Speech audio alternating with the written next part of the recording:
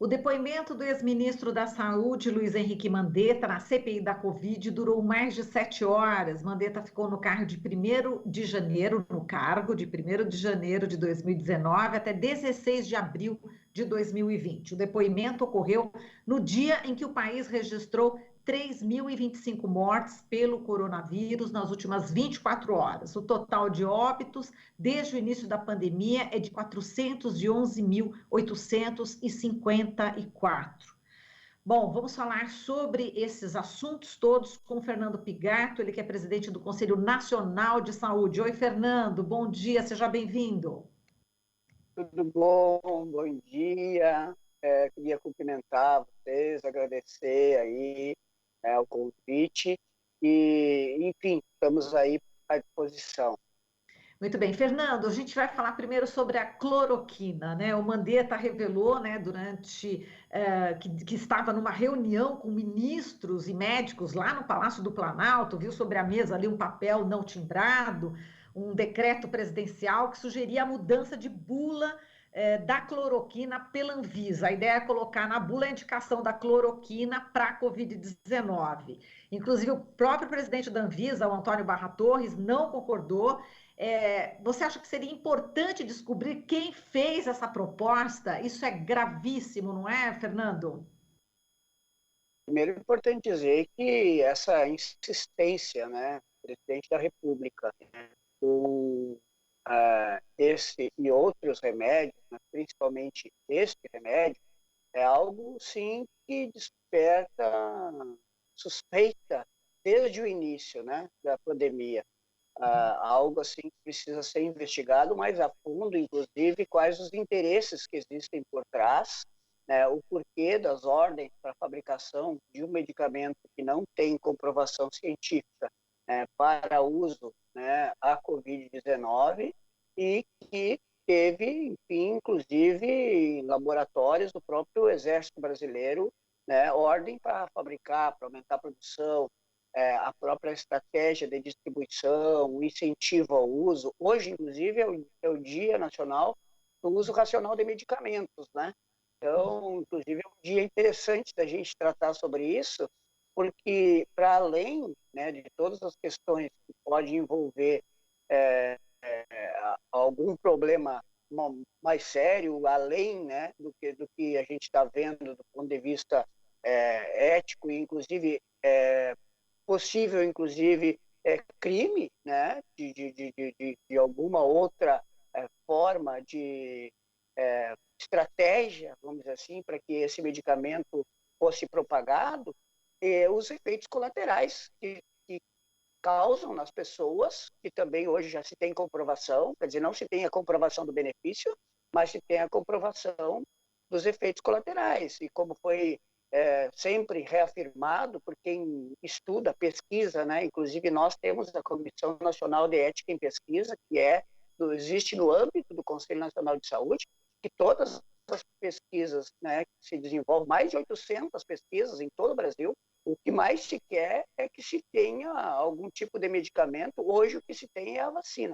Mas, para além disso, né, é importante dizer que as pessoas criam uma falsa sensação de que existe um remédio e que, portanto, né, se tu pega uma gripezinha, tu toma, né, qualquer remedinho para a gripe e passa, corta o efeito, vamos assim, né, da gripe, e tu segue trabalhando. Isso é que nem dá uma dor de cabeça, né, dá uma dorzinha de cabeça aí, pode ser um problema que for, mas dá uma dorzinha de cabeça, tu ali toma também um remedinho para dor de cabeça e segue em frente, toca a vida. Então, quer dizer, cria, inclusive, uma falsa sensação e as pessoas, né, acabam também não se cuidando. Então, várias questões que envolvem essa questão do uso irracional de medicamentos incentivado pelo presidente da República e seus seguidores.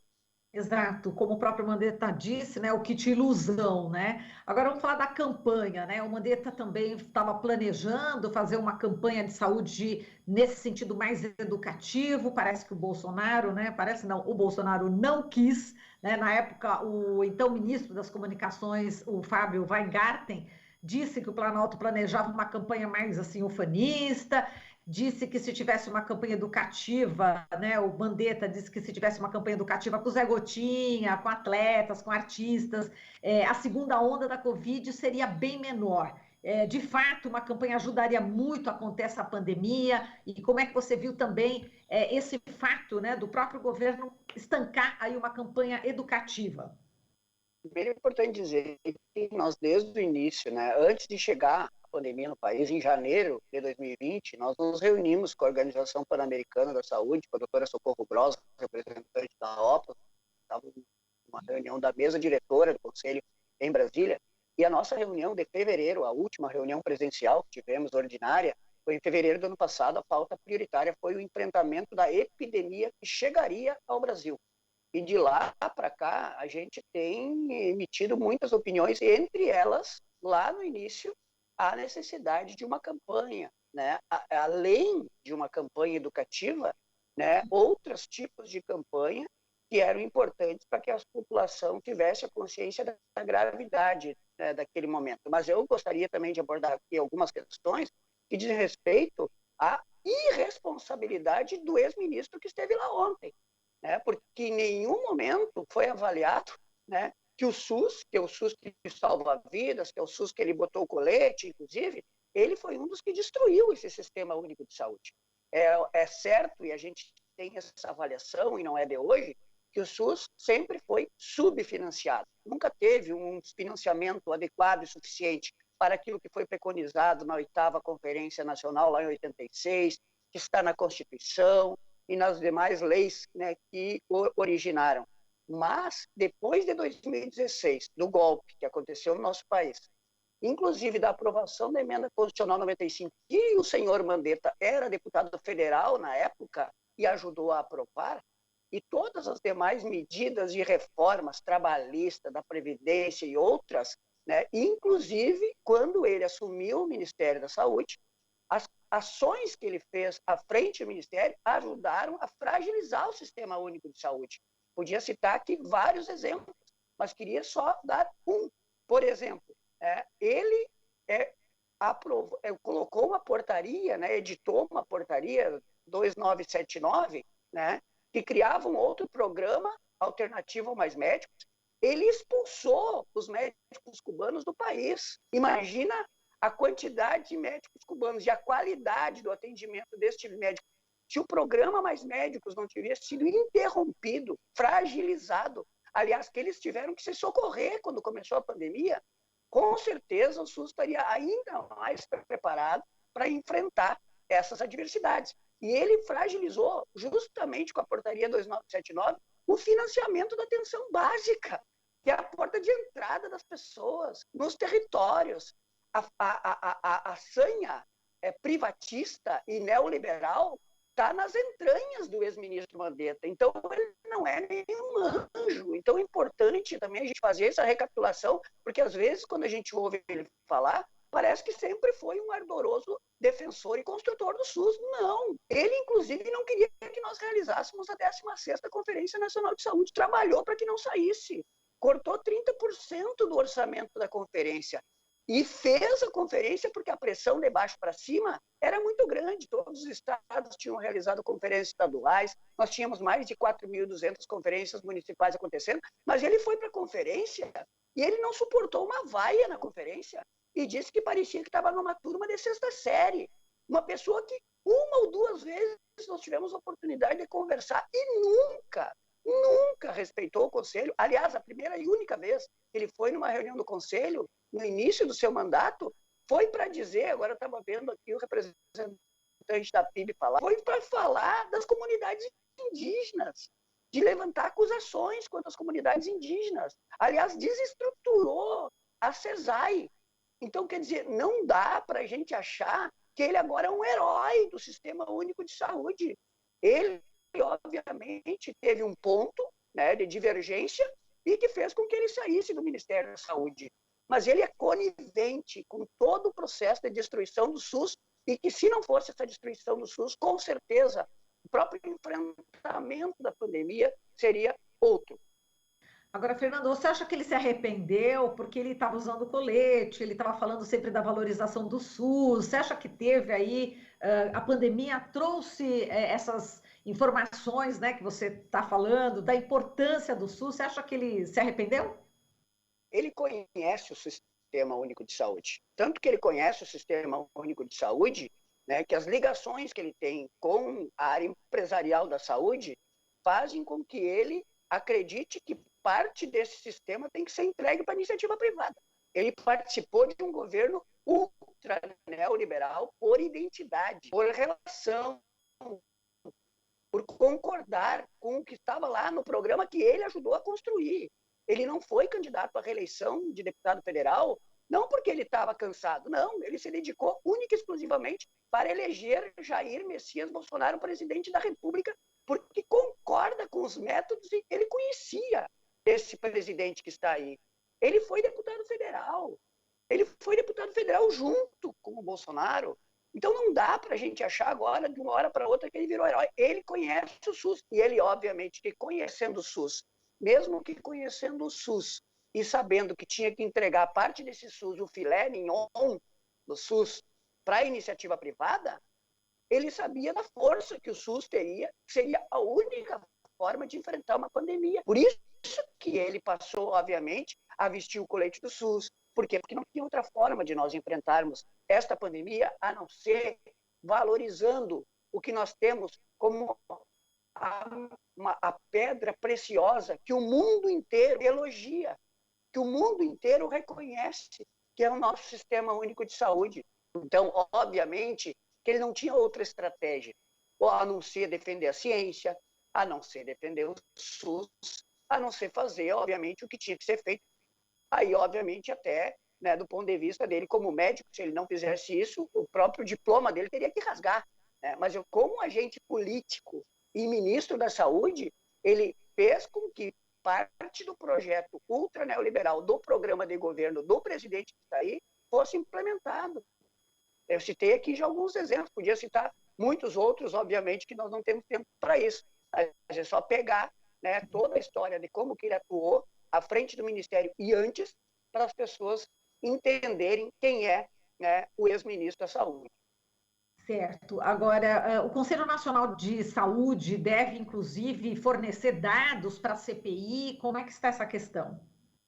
É importante que a gente sempre teve, né, todos os posicionamentos. Nós, em 2020, nós a cada 3 dias emitimos um posicionamento na questão da CPI. Nós tínhamos uma média de 2 atividades por dia do Conselho. E nós juntamos muito material, muito material. Aliás, eu fui testemunha, inclusive, num inquérito por suposta improbidade administrativa do ex-ministro Pazuello, que corre na Procuradoria Federal do Distrito Federal, né, da Procuradoria da República do Distrito Federal. E lá, em fevereiro, quando eu fui depor, já entregamos uma série de documentos do Conselho. Esses documentos continuam sendo juntados, porque a gente continua emitindo posicionamento. Nós, no início de março, tivemos uma reunião com senadores e senadoras, né, e assessorias no Senado para tratar da importância da instalação da CPI, e já naquele momento a CPI ainda não estava instalada, recém tinha chegado à conclusão dos nomes, né, o número suficiente de assinaturas, e nós nos posicionamos sobre a necessidade da instalação da CPI e nos colocamos à disposição, seja para municiamento de documentos, os documentos nossos são públicos, mas também existem requerimentos já apresentados, né, junto à CPI, né, pelo senador Humberto Costa, para que a gente seja chamado à CPI. Nós queremos estar lá na CPI para levar essa documentação e para prestarmos o nosso depoimento, para auxiliarmos, né, na responsabilização de quem deixou chegar propositalmente, porque essa é a nossa, o que a gente imagina, o que a gente pensa, o que a gente acredita, pelos fatos que estão aí colocados. Essa pandemia ela não chegou por acaso a mais de 400.000 vidas perdidas. Foi algo intencional que aconteceu no nosso país, desde o negacionismo, desde a negação da ciência, até outras medidas. E ontem, obviamente, que o depoimento do Mandetta ajudou a gente entender ainda mais, porque ele estava dentro, né, das reuniões que ele participou, da forma como foi tratada a pandemia, e é tratada até hoje, porque não foi no início, né? No início a gente imaginava que era uma coisa, depois a gente viu que não era bem assim, como em vários países aconteceu. né? Pega a Inglaterra, tu vê, o primeiro-ministro da Inglaterra também tinha uma postura semelhante ao presidente do Brasil.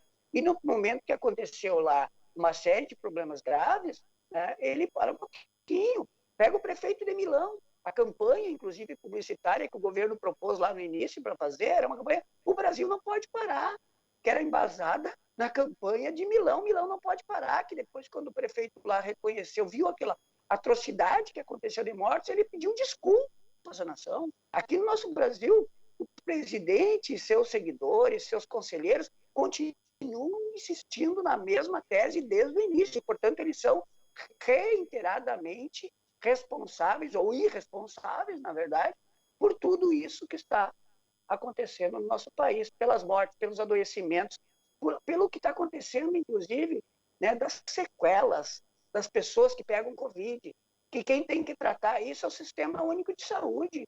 Agrava ainda mais a situação de um sistema desfinanciado, de um sistema que é atacado, e de um sistema que agora, novamente, tentam privatizar. Isso foi fala do atual ministro, que entrou agora, do próprio ministro da Economia, tem insistido, e não, aí a gente vai dar um voucher numa reunião que ele não sabia que estava ao vivo, a gente dá um voucher e o cara vai lá, entendeu? No Einstein. O que é isso, gente? O que é isso? Né? Acho que nesse ponto eu concordo com o ministro Mandetta, no que ele falou ontem, um cidadão pequeno, né? Um cidadão que ainda se reporta à época da ditadura do Pinochet, onde o que ele aprendeu lá, com tudo que aconteceu no Chile, e hoje ainda sofre as consequências, querer implantar no nosso país. Quer dizer, é algo, né, que a gente precisa, na verdade, pôr fim. Esse governo não deveria nem ter começado, na verdade. Perfeito, Fernando. A gente agradece aqui a sua participação, muitíssimo obrigada e até uma próxima oportunidade. Tem muita coisa que eu não te perguntei aqui, a gente vai, no decorrer aí dos próximos dias, também manter contato contigo, tá bem? Estamos à disposição, muito obrigado, vamos seguir se cuidando, né? Vacina no braço, comida no prato, que é muito importante também, temos muitas pautas aí para tocar e quero aí voltar a conversar com vocês, tá bom? Forte abraços. Abraços, gostei, abraços, muito bem. Fernando Pigato, presidente do Conselho Nacional de Saúde. Você está ouvindo Jornal Brasil Atual. As notícias que os outros não dão.